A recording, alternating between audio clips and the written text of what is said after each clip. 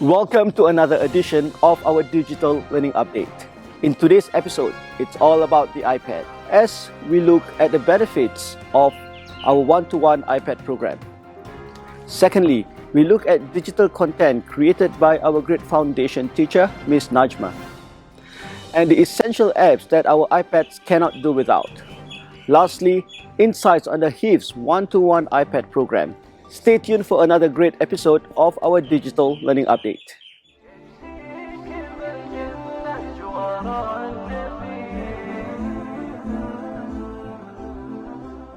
Assalamualaikum everyone. Welcome back to another edition of our digital learning update.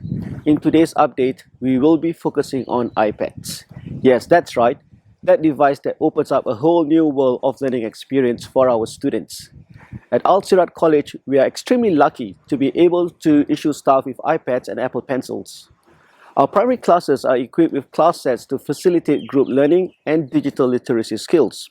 Secondary school, on the other hand, we have the one-to-one iPad program, which allows us teachers to fully maximize the potential of the blended learning or the hybrid learning approach.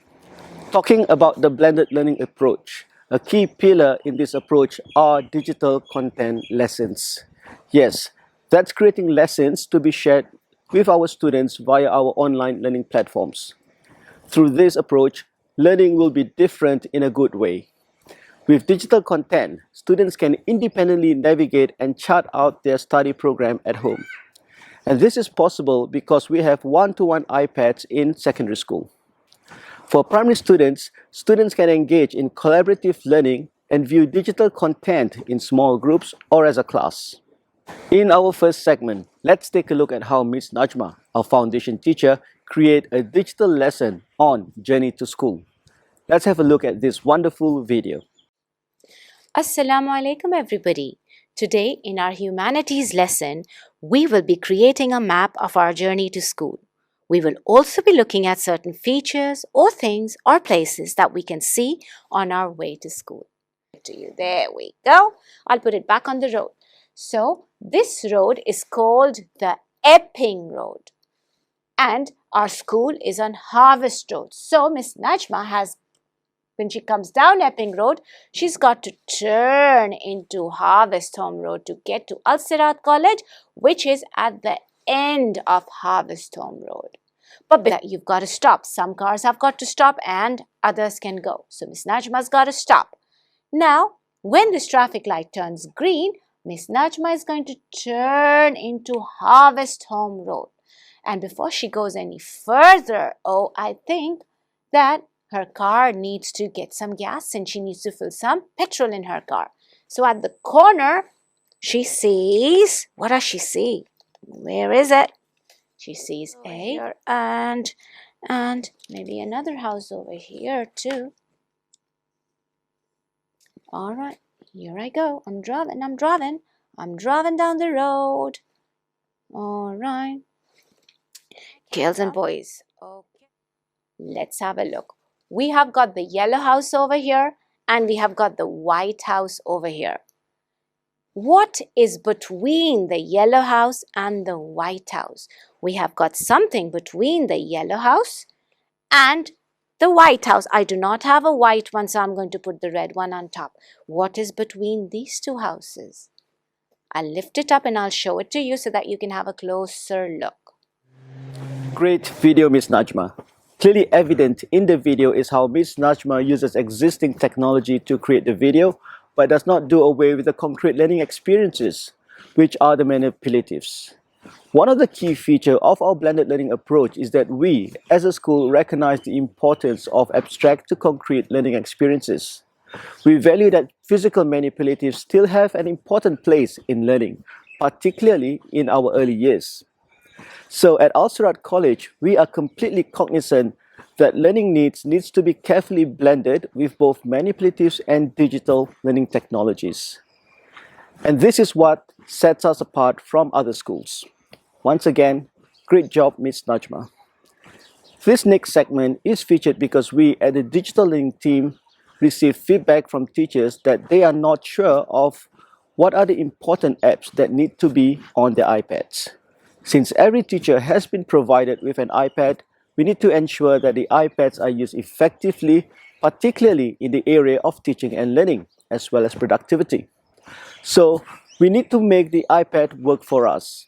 In our day-to-day teaching, we use iPads for role marking, transferring files, opening up email attachments, creating digital content, and many others. In the next video, I will be sharing with you some of the essential apps that we should have on our iPads to allow us to use it to its fullest potential. Assalamu alaikum everyone. So, we have been issued with an iPad. Have we been using our iPads effectively? Have you downloaded the necessary apps for effective teaching and learning? Or even to allow effective transfer of files from our laptop to our iPad? In this video, I'll be sharing with you some of the key apps that we need to install on our iPads to facilitate effective teaching and learning. First, let's click on Settings and ensure that we have our Apple ID all set up. If you have not set up your Apple ID, please set up an Apple ID with your personal email address. The first app that I would like to install on my iPad is OneDrive. With OneDrive, you will be able to access your files in your OneDrive folder. Besides that, if you click on Libraries, you will also be able to access your SharePoint site and files from your Departments folder. OneDrive also allows you to seamlessly transfer files from your iPad to your laptop and vice versa. This is very useful, especially if you are working on two devices and need to refer to the same document either on the iPad or the laptop. Another essential app for our iPad is Zoom. Zoom will be used for online meetings and possibly remote learning should there be another lockdown. Besides that, Zoom is also used to create our content where we can display our teaching slides and record our lesson. Now, two apps that your iPad cannot do without are Keynote and PowerPoint. Having Keynote and PowerPoint on your iPad allows you to teach from the iPad using AirPlay in the classroom. Besides that, these two apps are very useful, particularly when you are creating digital content via the Keynote narration feature. With some of us more familiar with PowerPoint rather than Keynote, having both apps on your iPad will allow you to display your slides from either of the two apps. Next, we have Pages and Word. Pages is simply Apple's version of Microsoft Word. You can open a Word file in Pages and vice versa. It is very useful to have Pages and Word on your iPad as it allows you to open up documents from your email, and you may also get students to submit their work using either one of the two apps. Next, we have Outlook. It is always useful to be able to check our emails from another device other than our laptop. Besides that, with Outlook, we can always access our calendar and check our appointments. So, having Outlook on your iPad is a must. And how can we forget YouTube? As teachers, we often use YouTube for our teaching resources. We also use it to access digital learning updates, student production, school productions, and of course, our digital content videos. Another useful app to have on your iPad is the Files app. Here you can actually access all your files from your different cloud platforms such as iCloud, OneDrive, Dropbox, and Google Drive. This app will definitely enhance your connectivity and your productivity. Every iPad needs an internet browser. I personally like to use Chrome, but you can also use Safari and Firefox for internet browsing. So these are some of the apps that are going to be useful for you when using the iPad. All the apps can be downloaded from App Store, or you can also access the school self-service to download the apps. Well, this is only the first part of this video. Next week, we will take a look at some of the apps that we use for teaching and learning across both primary and secondary school. So till then, I hope that you find this video useful. See you soon. Assalamu alaikum. With this video, I hope that teachers download the essential apps as this will allow them to perform their work more effectively. As mentioned in the video, part 2 of this will be shared next week, and we will specifically look at our online learning platforms on our iPads. This year, we are trialing with a one-to-one iPad program with our HIV students. Our HIV students are some of the most busy in our school, and their program is packed with both HIV and primary learning programs. As a school, we decided to trial the one-to-one iPad program with them to see how their learning can be enhanced with the iPad. With their intensive learning program, we felt that the HIV students would benefit from accessing their lesson independently from home and adopt a flipped learning approach. Mr. Adam Samon will now take you to the HIV's classroom to find out more about their new learning experience.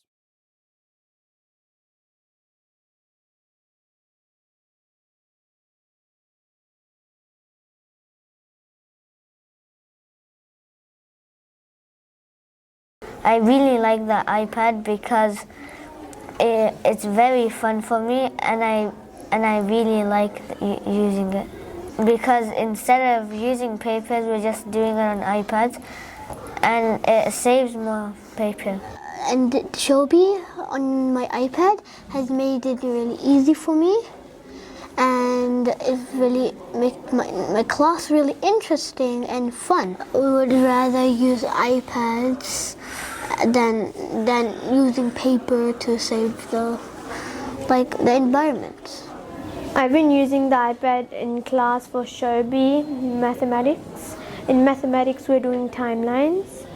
It's more easier to use on an iPad because your teacher doesn't have to print worksheets, and it's just easier because you could just write on the worksheets and you don't have to hand them in. You just have to put them on Shobi and then you're done. The iPad is easier in class because you can just do it and then you submit it, and then you don't have to give it to Miss. It's already gone to Miss on Shobi, and after you're finished your work, you can go and study that and complete your tasks, or you can go on iMath and play the mathematic games. When we have the iPads, and no one is walking around that much, so it makes it easier to focus, and it gives you more focus to complete your work. Thank you for the video, Mr. Adam. Let's make dua that our HIV students are able to benefit and maximize their learning through the one-to-one iPad program. We have now come to the end of this edition of our digital learning update, which is focused on how iPads can be used as an effective learning tool for our students. As teachers, we should capitalize on this and to make our lessons more engaging for our students. Next week, we will continue to look at how iPads support our blended learning approach. As a school, we will be growing in this area together. We would also like to extend a big shout out to all teachers who have been featured in our digital learning update so far. It's all about reaching every child, in every class, every day. I'll see you next week. Assalamualaikum.